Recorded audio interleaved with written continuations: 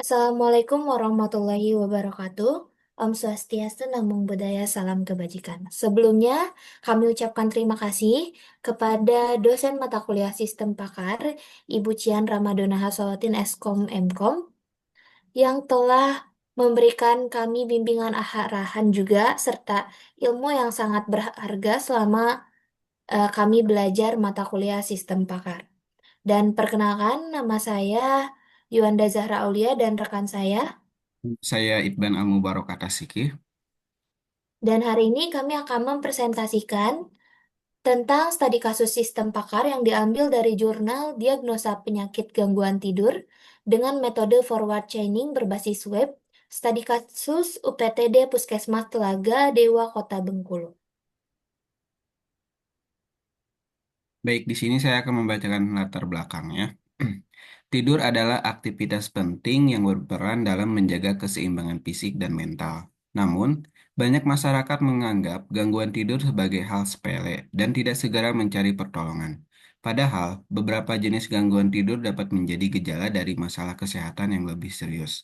Sementara itu, tidak semua masyarakat memiliki akses ke tenaga medis untuk mendapatkan diagnosis dini. Oleh karena itu, diperlukan sebuah sistem cerdas berbasis web yang dapat membantu melakukan diagnosis awal terhadap gangguan tidur.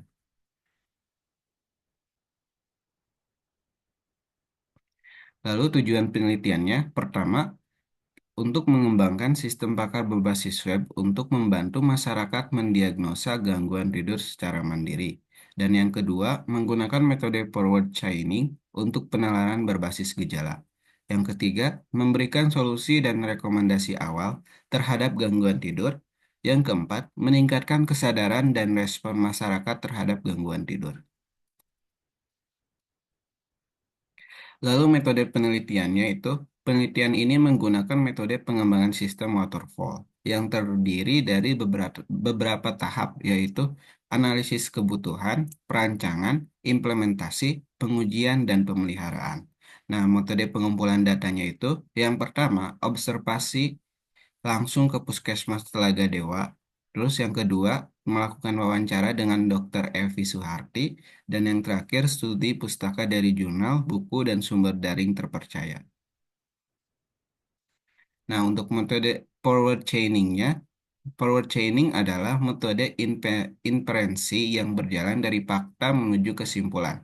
Sistem akan mencocokkan data gejala yang diberikan oleh pengguna dengan aturan yang ada dalam basis pengetahuan. Nah, jika semua syarat dalam aturan terpenuhi, maka sistem akan menghasilkan diagnosis. Nah, proses ini dikenal juga sebagai data driven reasoning. Sangat cocok untuk sistem berbasis fakta seperti diagnosa medis. Lalu komponen sistem pakarnya itu ada antarmuka pengguna, tempat pengguna berinteraksi dengan sistem, terus ada basis pengetahuannya. Basis pengetahuan itu kumpulan fakta atau gejala, aturan atau rule, dan solusi. Lalu ada inference engine, ini tuh mesin yang menalar diagnosis dari input ke gejala. Terus ada working memory, tempat menyimpan data sementara dari pengguna. Lalu ada fasilitas penjelasan, ini untuk menjelaskan alasan hasil diagnosa. Nah, lalu selanjutnya itu adalah basis pengetahuan sistem. Terdapat tiga jenis penyakit gangguan tidur yang digunakan dalam sistem ini. Yang pertama adalah insomnia, yang kedua adalah parasomnia, dan yang ketiga adalah hipersomnia. Nah, contoh gejalanya itu sakit kepala, sulit tidur, mimpi buruk, mendengkur keras, otot lemas. Terus untuk solusinya, contoh solusinya itu ada relaksasi, jadwal tidur teratur, obat-obatan dari dokter. Nah, selanjutnya untuk bagian ini akan dilanjutkan oleh rekan saya. Baik, untuk arsitektur sistem ini sendiri, yang pertama ada diagram konteks, yang dimana memperlihatkan hubungan pengguna dan sistem. Berikut gambarnya ada pakar, sistem pakar, pengguna, lalu dari pengguna diarahkan ke data gejala pasien, dari sistem pakar hasil diagnosa, dari pakar ada data gejala, data penyakit, data solusi, dan data rule masuk ke sistem pakar. Selanjutnya, ada DFD level 0 dan 1, yang dimana menggambarkan aliran data dalam sistem. Sebagaimana di dalam gambar yang ada dalam PowerPoint presentasi kami. Selanjutnya yang ketiga ada ERD yang dimana menjelaskan struktur database termasuk relasi antar tabel gejala, penyakit, solusi, dan konsultasi.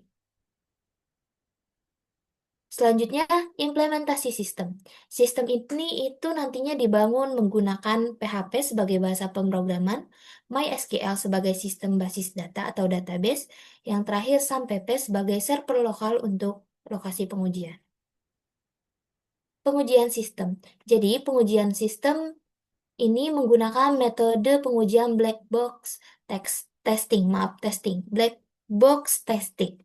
Pengujian ini berfokus pada fungsionalitas sistem tanpa melihat isi kode program, yaitu tujuannya adalah untuk memastikan bahwa input menghasilkan output yang benar sesuai kebutuhan sistem. Contohnya yaitu seperti kita memasukkan username dan password yang valid, nantinya akan masuk ke halaman admin dan hasilnya diterima. Kita akan langsung login ke web tersebut. Namun, jika kita tidak memasukkan username dan password yang valid, maka nantinya akan ada pesan error yang ditampilkan seperti apabila username kosong, akan ada pesan error yang ditampilkan seperti username kosong. Apabila kita memasukkan password yang salah, nanti pesan yang akan muncul pun password salah. Hasil pengujian yang diharapkan. Hasil pengujian yang diharapkan dari web ini yaitu semua fungsi berjalan 100% sesuai spesifikasi sistem. Yang kedua, tidak ditemukan bug kritis selama pengujian. Yang ketiga, sistem konsisten dan responsif baik secara offline maupun online. Dan untuk kesimpulan dari apa yang kita bahas yaitu yang pertama, sistem berhasil mengidentifikasi tiga jenis gangguan tidur utama, insomnia, parasomnia, dan hipersomnia. Yang kedua, diharapkan pengujian sistem menunjukkan hasil fungsionalitas 100% berhasil, termasuk dalam proses login, input data, diagnosa, dan penyimpanan. Yang ketiga, hasil diagnosa sistem sejalan dengan hasil pakar, membuktikan bahwa metode yang digunakan efektif dan dapat diakses masyarakat melalui website https puskesmastelagadewa.com.